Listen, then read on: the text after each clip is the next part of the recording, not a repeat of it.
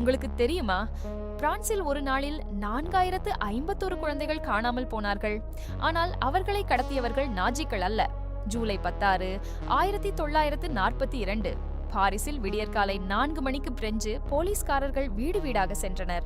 அவர்கள் கையில் யூதர்களின் பெயர் பட்டியல் இருந்தது. குழந்தைகள் தூக்கத்திலிருந்து இழுத்து எடுக்கப்பட்டனர். பெற்றோர்கள் அழுது கதறினர். 13,152 பேர் கைது செய்யப்பட்டனர். அவர்கள் அனைவரும் வெலோட்ரோம் டி ஹிவர் என்ற சைக்கிள் ஸ்டேடியத்தில் அடைக்கப்பட்டனர்.